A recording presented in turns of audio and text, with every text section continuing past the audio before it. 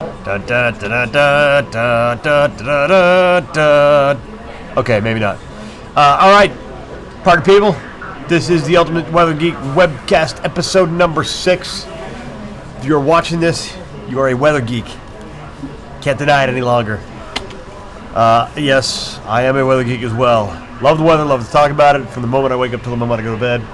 Under the weather a little bit. I'm sure you hear the stuffed up nose. Thanks to the Francis kids, they passed me their germs, and here I sit now.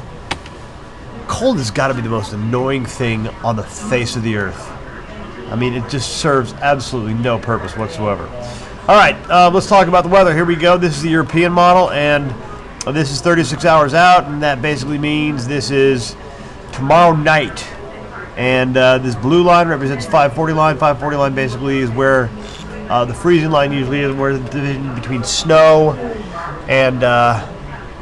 and rain is. And we've got this Canadian high pressure, and this is the first Canadian high that we've really seen that is really going to be cold. It's got those northerly winds behind that, behind this system that's going to pass down in this direction. Let me show you where the actual front is tomorrow night.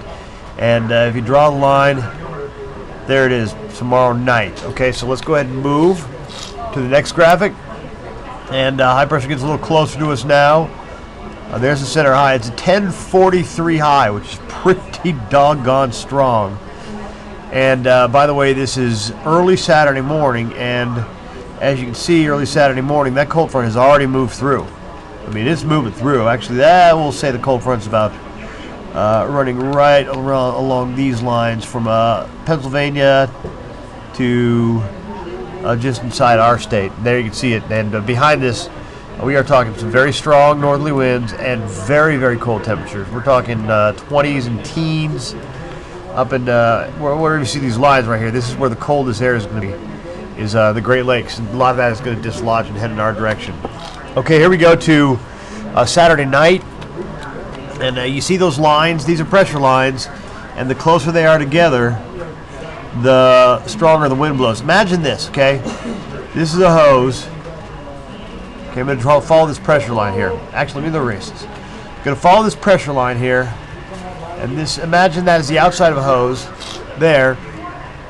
And here's the outside of the hose over on that side. Notice the winds get channeled and get into a tighter gradient. So they got to flow faster. Just like holding your finger over the edge of a hose, make the hose opening smaller, makes the water fly out faster. That's exactly what's happening here. With this gradient of pressure being a lot, we're talking a lot tighter here. So a lot of wind around the state on Saturday. We're talking wind gusts up to 35 miles per hour.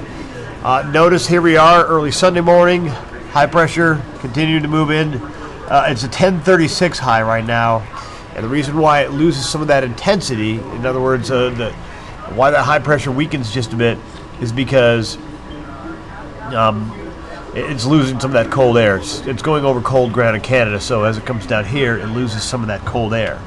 And there you can see high pressure lingering into the state Sunday night. Sunday highs will be in the low 40s, upper 30s.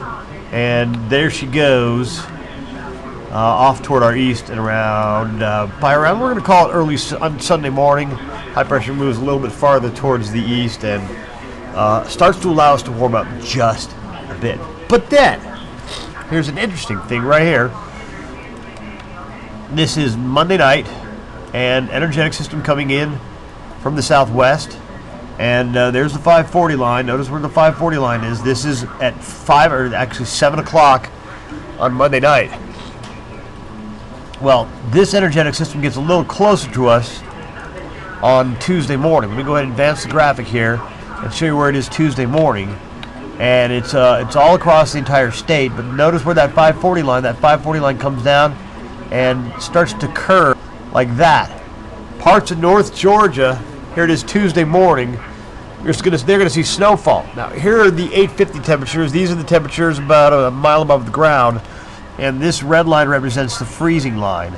And notice, again, it's just like the 540 line, so that means parts of the state, especially northeast, north central, we'll see a good swath of snowfall early on Tuesday. And then, look at this. As we get towards Saturday of next week, this is Saturday, We get another little system that's going to come in here and give us another chance of rain, thunderstorms, and another blast of cold air coming down behind. All right, that's your Weather Geek Webcast. If you have any questions, I'll, of course, be on Facebook throughout the evening hours. Until then, have a good one.